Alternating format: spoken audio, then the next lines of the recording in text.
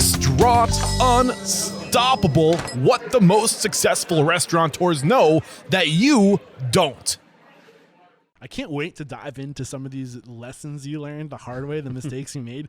But I think you probably have some nuggets you can drop on us, some gold about the best way to approach a franchisor and to get their blessing to, become a franchisee. So what did you learn about that process? You said you were terrified. Yeah, to approach these people. Like, take us through that. I can remember driving on my lunch break when I was working at Accenture. And this is so embarrassing, but I remember listening to the Dave Matthews song, Where Are You Going? And that was the inspirational, okay, you're going to call. Do you know the jingle?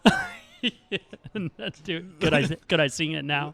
No. But it's just hilarious looking back that was the song that inspired. What are the lyrics? The Where Are You Going? Okay. But anyway, it was kind of this pivotal moment. I knew I was ready to leave Accenture, but I didn't know exactly how to get out. And so I remember just building up the courage to make the call. And the first call I made was actually to the Dallas franchisee, which was the store that we kind of went through all through college. They had 3 or 4 locations. So I approached the franchisee first and was like, hey, how'd you get started? What did you do? How'd you open these? How did you approach? What does it look like being Beautiful. a franchisee? Yeah. And so I felt like that gave me confidence to actually call the owner, and, just say, hey, I've talked to this Dallas franchisee. I think we've got what it takes to become franchisees. Here's the location we want to do. And so that first, call to him was a little bit easier because I'd sort of interviewed a couple of the franchisees first. Which I think is a great approach. I mean, that shows that you're serious. That shows them that you're doing the legwork, that you're not just kicking the tires. You're serious. And I think it also helps that it was your favorite place to eat. Yeah. You're a fan. You've already kind of embodied the culture. You're an extension of the family already, What did you learn speaking to that franchisee, the person that owned those couple units in the Dallas area? Basically he was a huge marketing person. That was his focus, and he did this great job kind of building this cult following. He had gone to UT, and Texadelphia, it was on the drag right across from University of Texas, and it was a huge cult following. He did a great job bringing that to Dallas. He just was a quirky guy that did the weirdest marketing stuff, and he was just funny, and it made this kind of unusual Tex-Mex meets Philly cheesesteak burger sandwich shop seem like the coolest thing ever to 20s and 30-year-olds, to young professionals. And so he really just kind of gave us ideas on marketing. And then what about the advice he gave you about approaching the franchisor? When you were asking him, should we, when you said, hey, I want to open my own fuzzy taco, was he what do you say?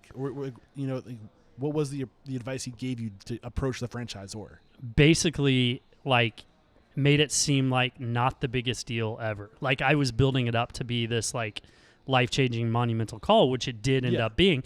But he was so laid back in it to where he's like, oh, just call him. What do you have to lose? Yeah. And, I think a lot of times fear of approaching something or going after a goal, when you look at it, what do you have to lose? That's a good way to just go for it. Yeah. I mean, ain't nothing to it but do it. That's what I like to say. Did he give you any advice about the questions to ask, the things they like to hear, things like that?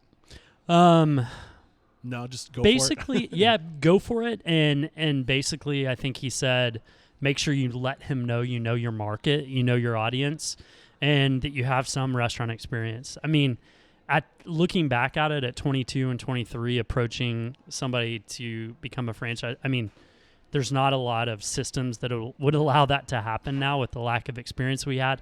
So looking back on it, it seems kind of crazy that we did that, but we kind of built that confidence and we're like, we can do this. We're the ones to bring it to the first location out of state.